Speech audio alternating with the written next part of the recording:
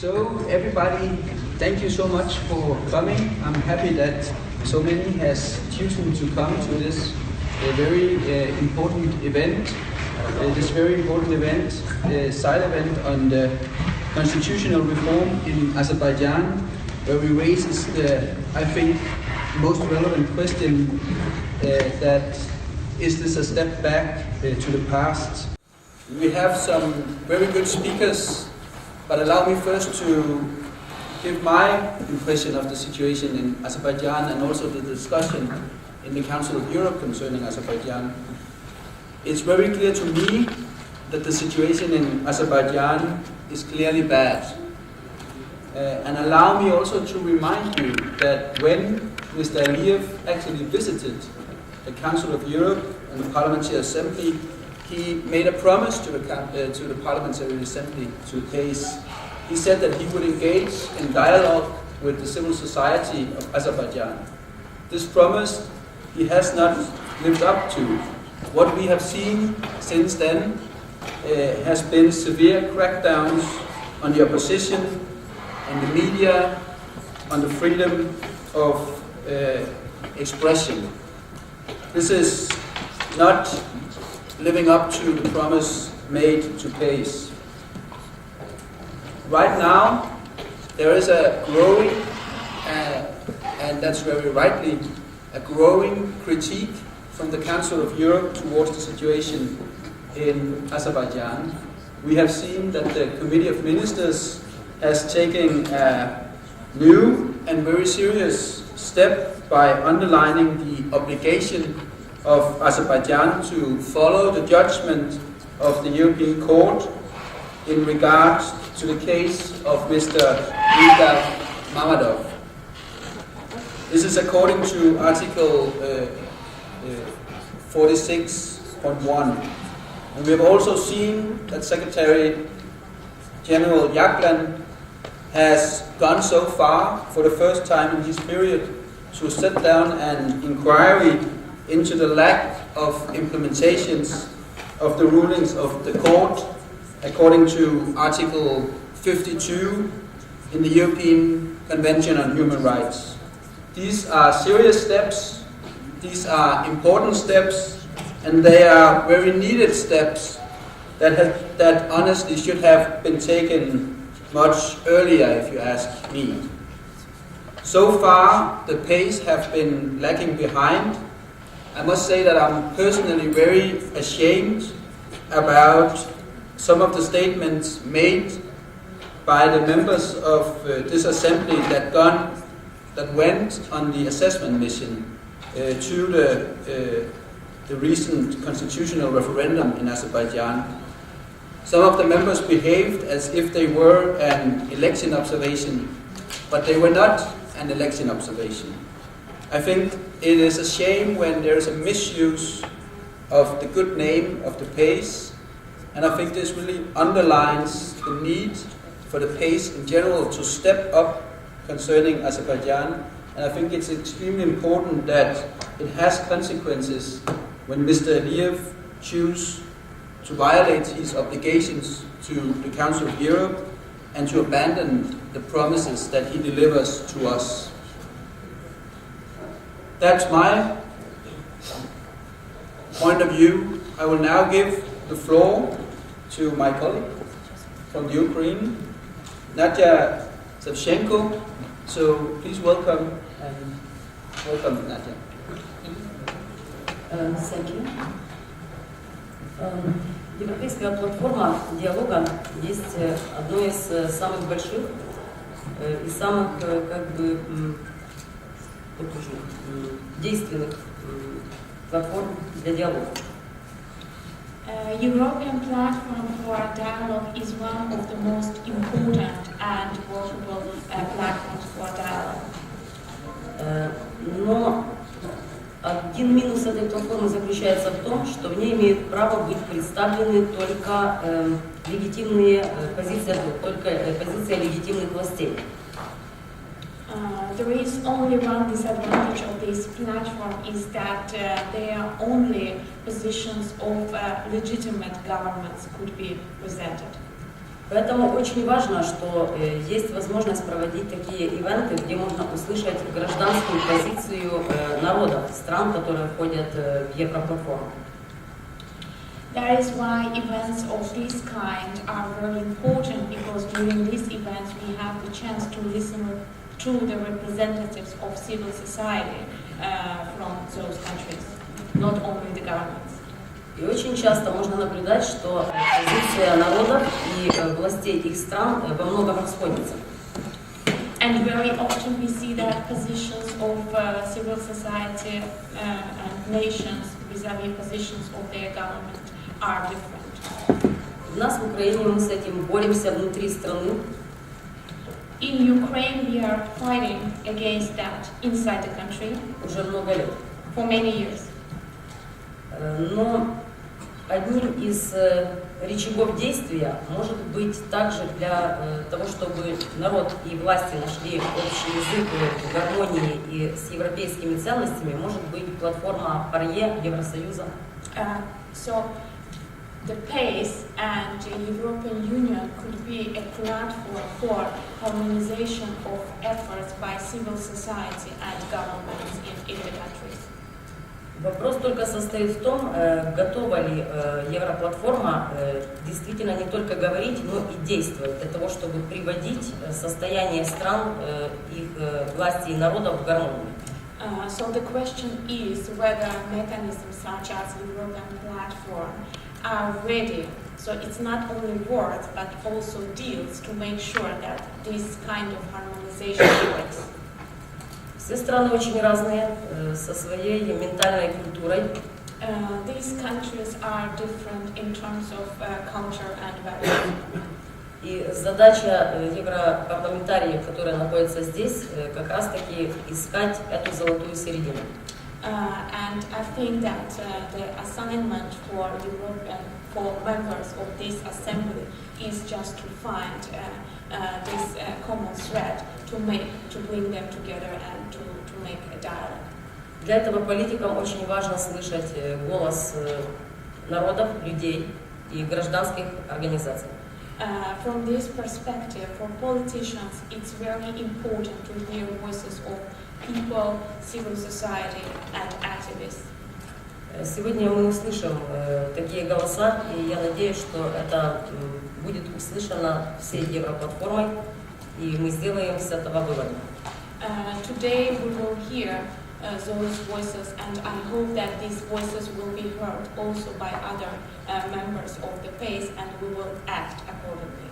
Выводы, чтобы and we will make necessary conclusions out of that. Чтобы после заседания Европлатформы было меньше слов и больше действий. And we will make sure that there are more deals rather than just words afterwards. Спасибо, я рада буду слушать. Thank you very much.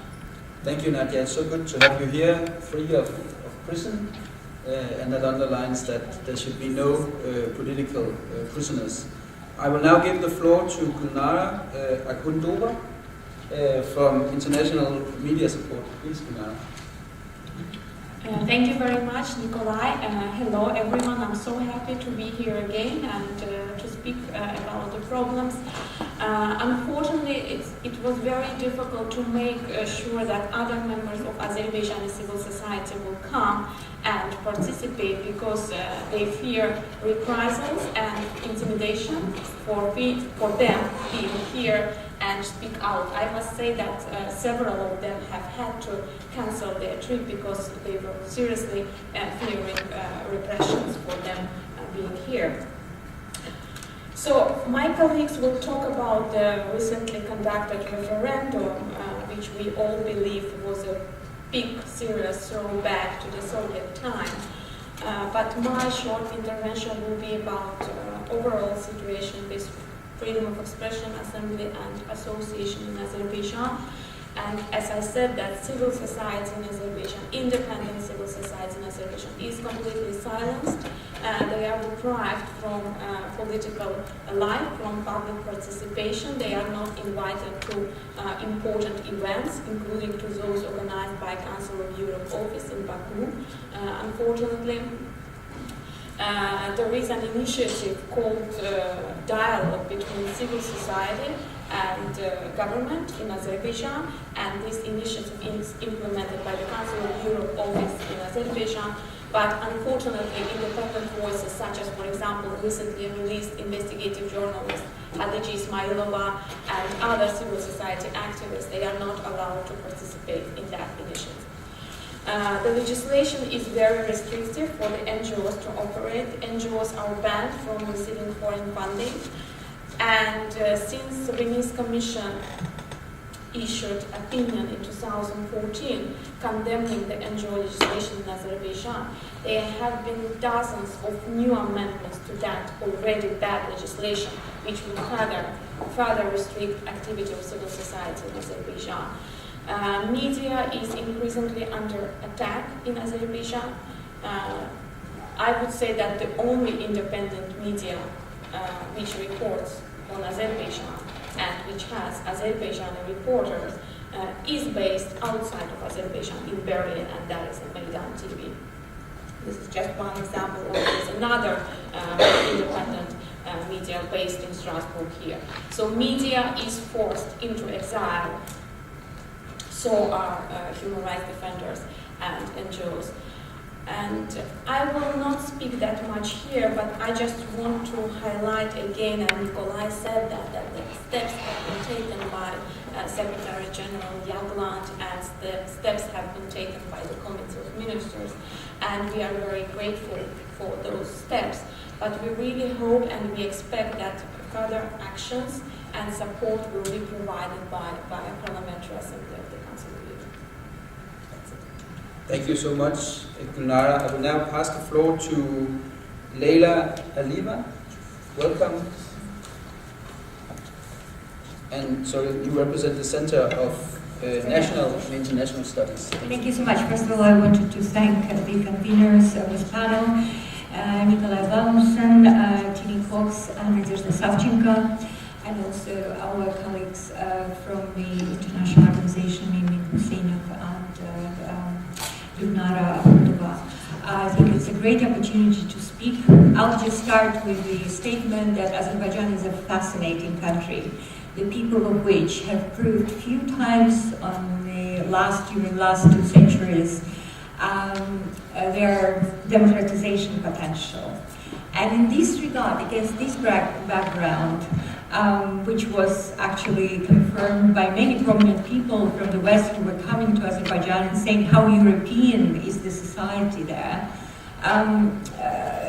including the German Greens, which were organizing 20 years ago the meeting in Strasbourg, and where Azerbaijani Greens were asked to speak on behalf of the East European Greens at this meeting. So there was a lot of acknowledgement of democratization potential and European nature of Azerbaijani society. So that brings us to the very contradictory developments in Azerbaijan, first of all, which epitomized in the adoption of these constitutional amendments as a result of referendum. I think more about legal aspects of this referendum will be told by my colleagues who speak after me, but I will speak about the political essence of this event. First of all, it contradicts the norms.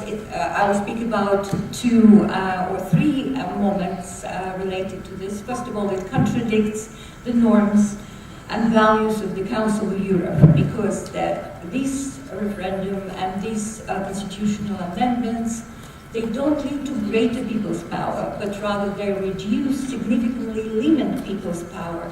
This is another step towards greater centralization of power, instead of decentralization, instead of giving greater power from the center to the periphery. It's going in totally opposite direction.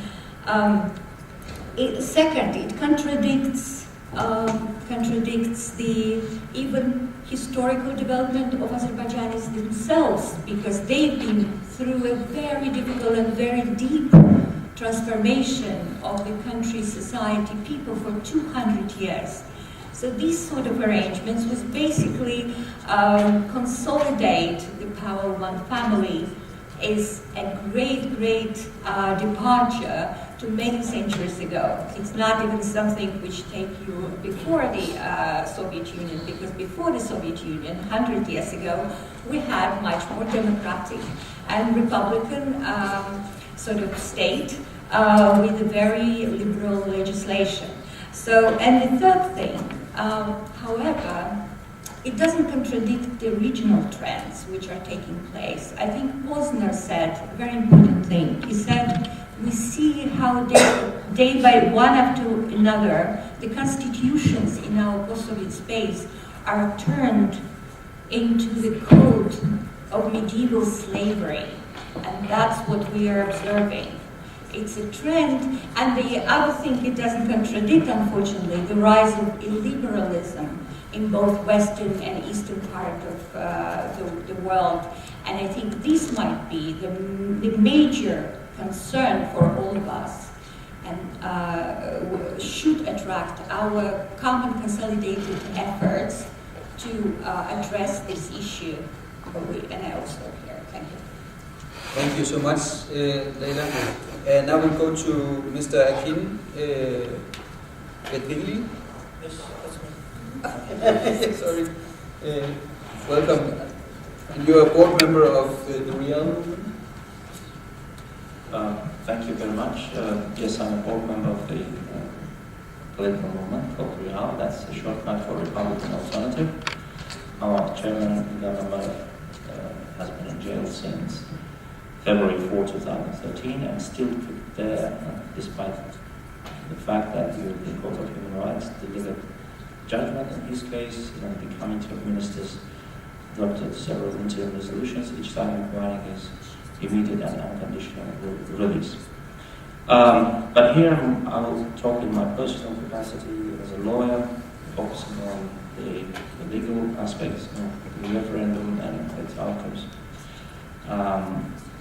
First, I would say that the referendum itself was conducted in not a legitimate way. So we lawyers tend to differentiate legitimacy from legality.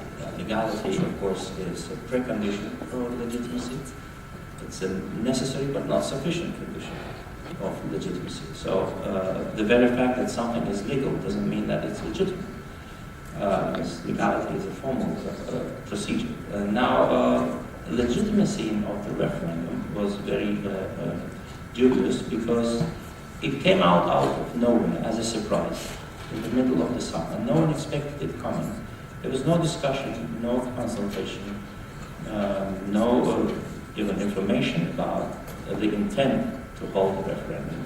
Even the high-ranking governmental officials and MPs were called unprepared. There was not even a rule that the constitution was going to be changed.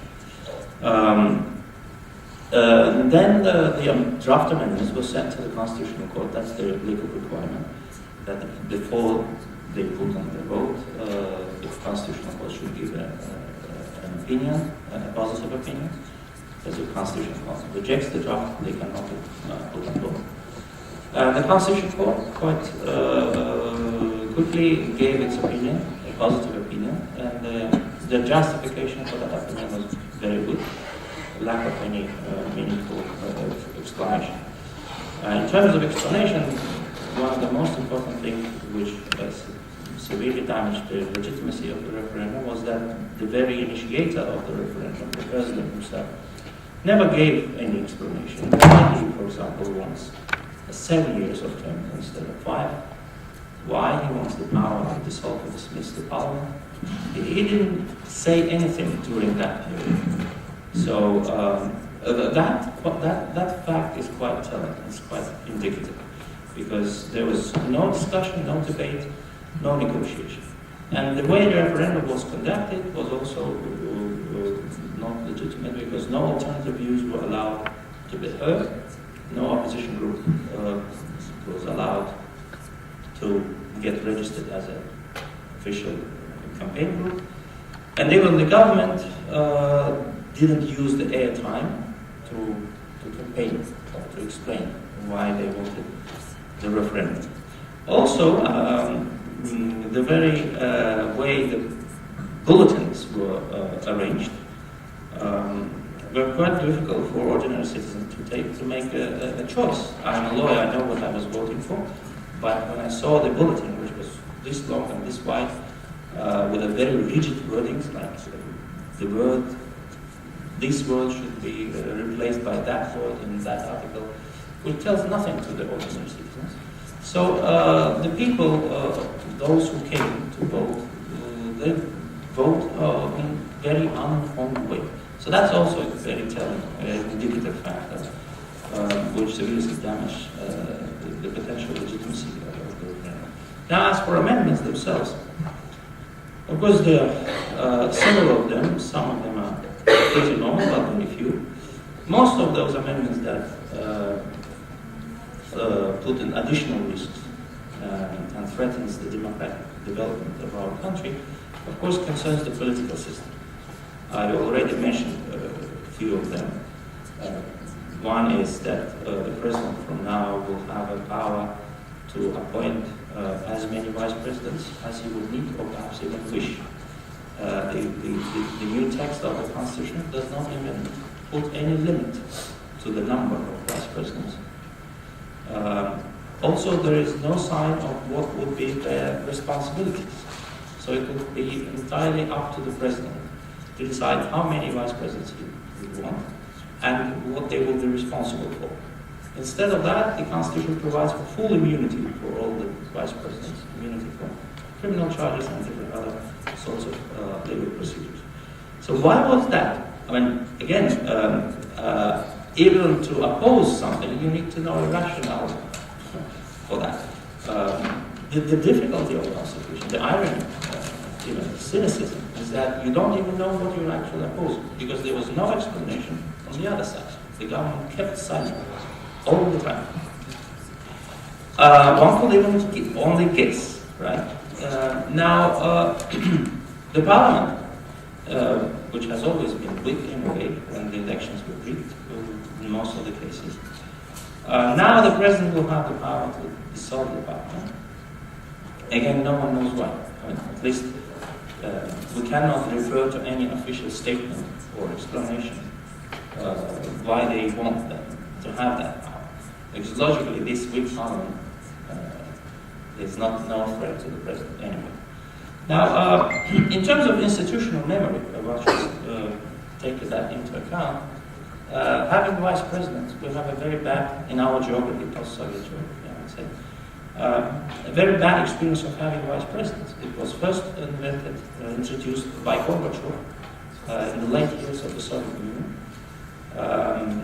Then the Soviet Union had a vice president, and it ended up with a coup d'etat. The GADIRLI, the famous, was headed by the vice president of the Soviet Union. Because why? Because he didn't have any responsibility. He had an immunity, he had a salary, he had enjoyed a status, but the law didn't provide for his responsibilities. In the United States, you at least know what is the permanent job of vice president. He's the head of the Senate. So he has an official position and official responsibilities. Then Russia, the independent Russia, they had a vice president for the first term of the Yeltsin, and it ended up with a coup d'etat again. The Rutskoy, the vice president of Russia, he tried to overthrow Yeltsin.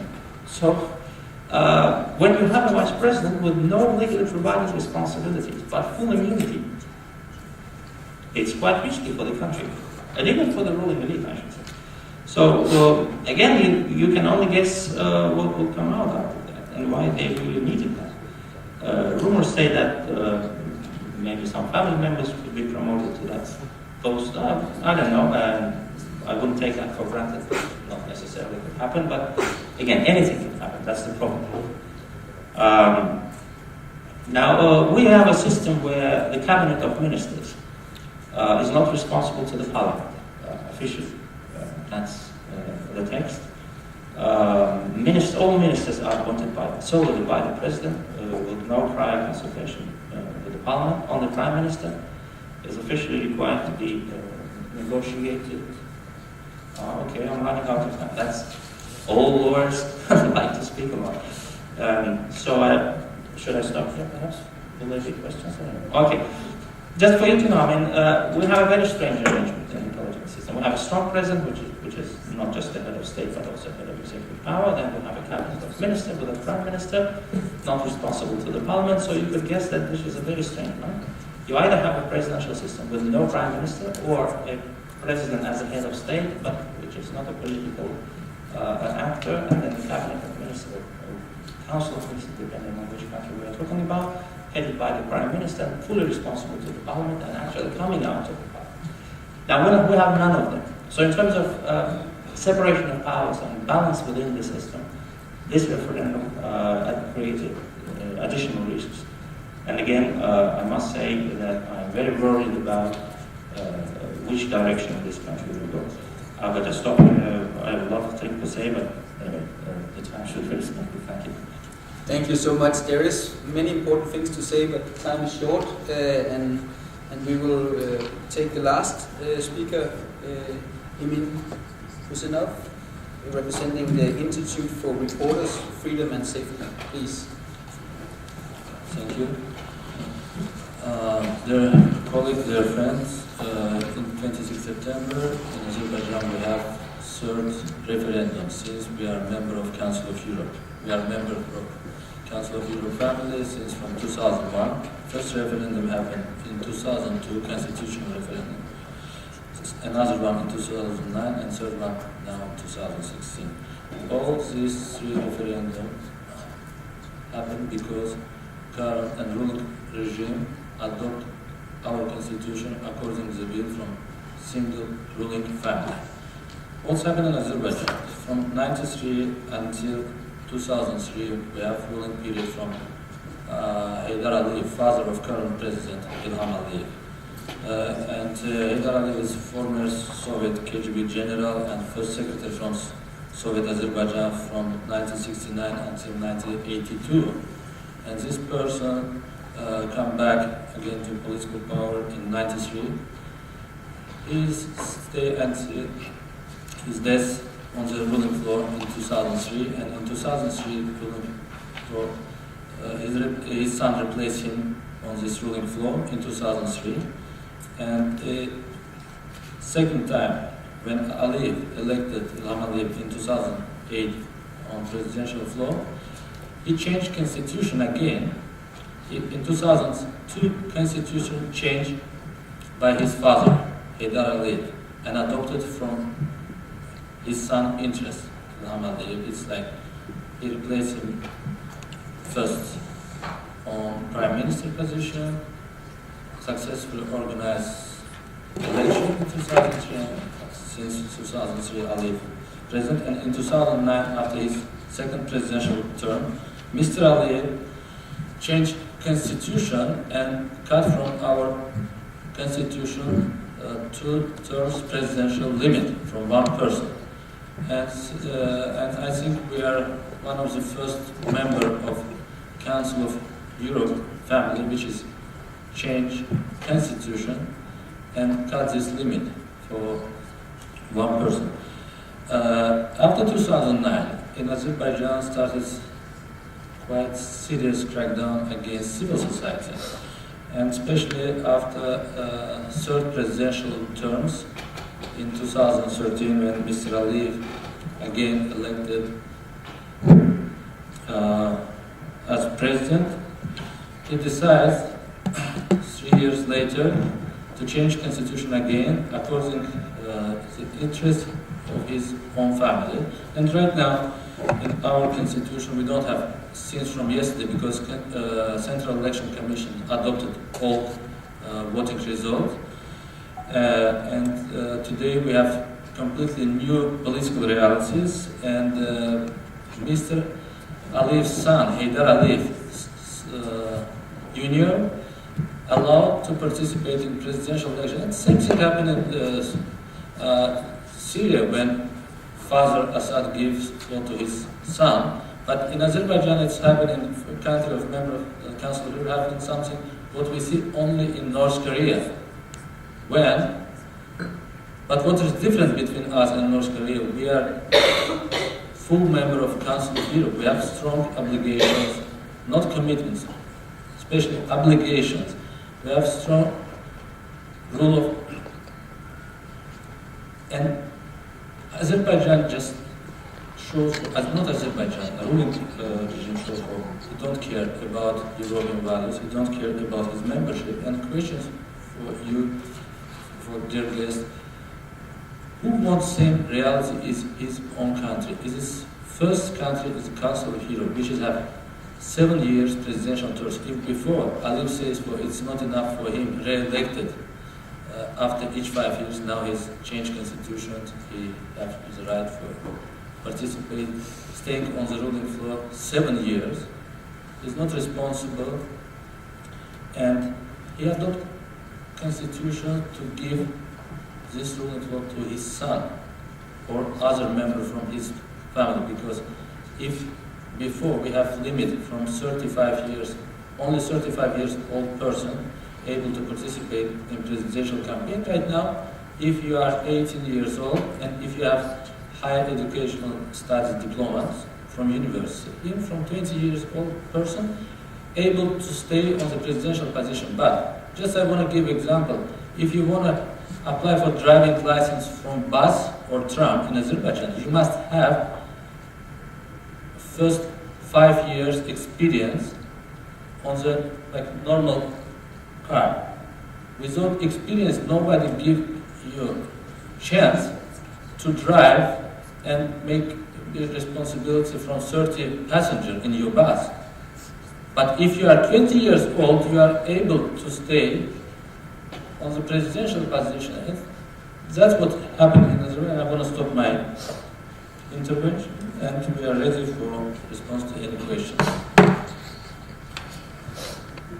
Thank you to all speakers, and now we have small 10 minutes left, perhaps less than 10 actually, because we also need to be in the committee meeting soon. So please do not hesitate not to answer questions. Come forward with them, and if you answer questions, please say who you are referring the questions to, so it's quite clear, because we cannot have all answering. So please.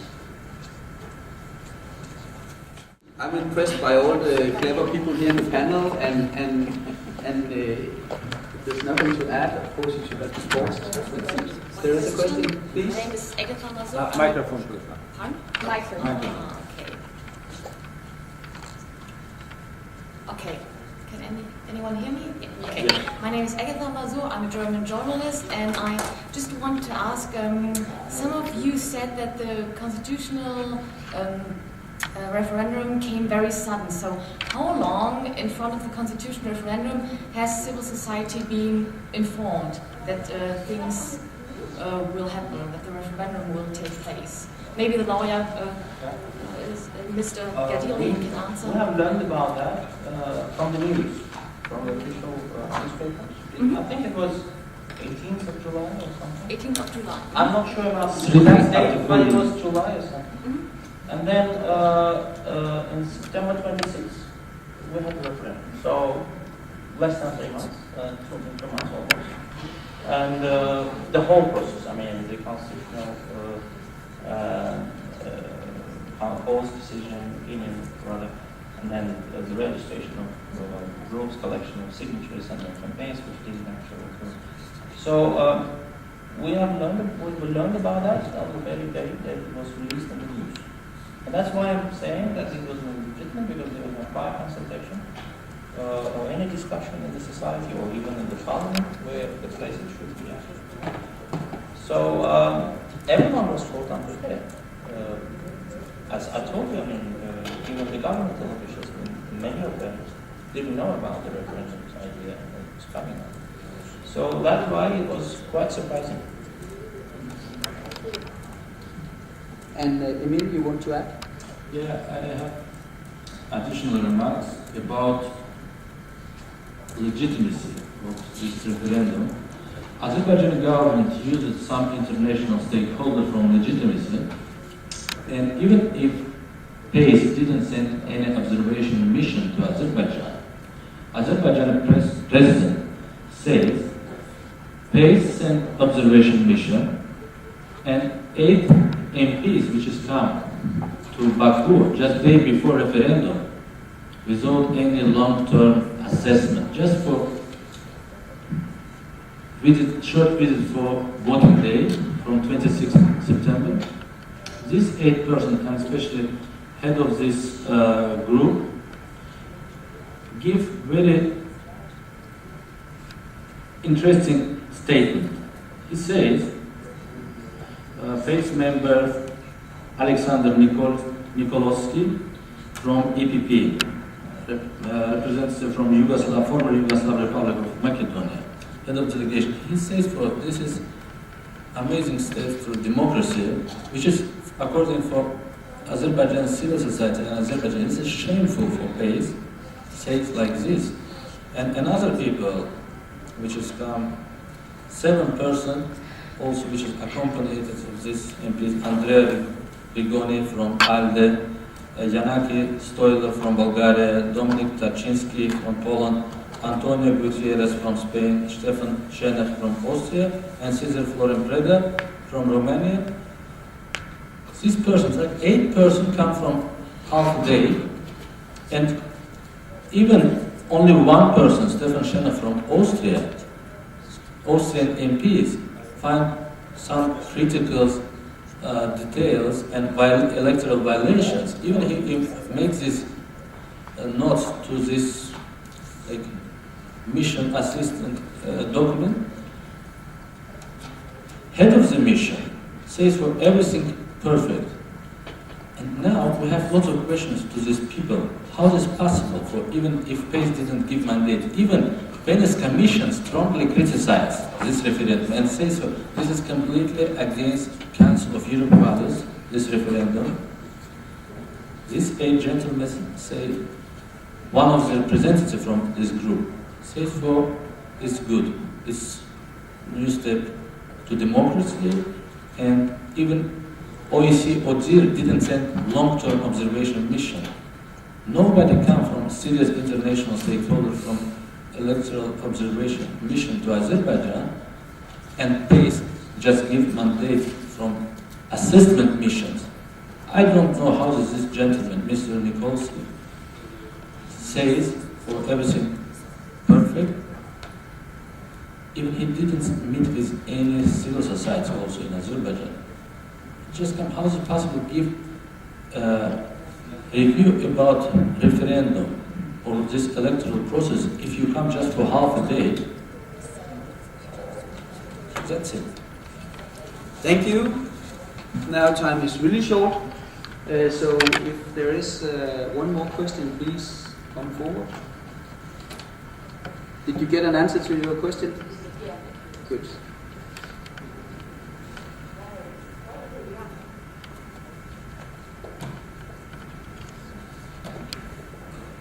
Then I think I would say thank you to all the speakers who were here. I think it raises the whole process of this election and the problem that the ODIHR could not be there, that there could not be long-term observer. I think that is a relevant question that we should continue to discuss, because as an assembly, if there is not the possibility to investigate and look into an election in a proper way, that's totally unacceptable in a situation where a member of this assembly holds a referendum as it took place in Azerbaijan. So I think that's something important to continue to discuss, so it will not happen again. But I will say thank you to all of you who took your time to come here and to the panel. And hopefully this can be a step forward in highlighting the severe human rights violations taking place in Azerbaijan. Thank you. And Nadiya, of course. Я просто хотела сказать, что мы наблюдаем много примеров уродования демократии. В Азербайджане происходит сейчас как раз одна из них. I would say that now we can witness several types of when democracy is mocked, and Azerbaijan is one of those examples. И действительно, коллега была права, что до вступления в Советский Союз многие страны, которые сейчас есть постсоветскими, были очень демократическими странами, Азербайджан и Украина в том числе. And my colleague was perfectly right, and she said that Azerbaijan used to be a democracy before it became part of Soviet Union. And it's not only about Azerbaijan, it's about other post-Soviet states, including Ukraine.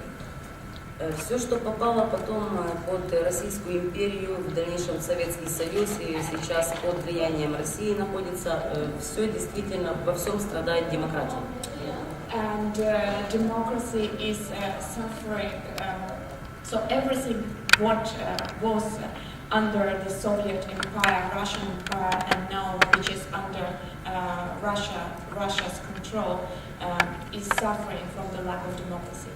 Европа не имеет права этого не замечать. И я надеюсь, что мои коллеги это услышат и будет больше действий. And Europe has no right to turn a blind eye to this, and I hope that there will be more actions from my colleagues. Потому что просто слов уже давно мало. Because it's not enough just to say words. Thank you, Nadiya. Thank you, Nadiya. That will be the last words, and then it's time for action. So, thank you.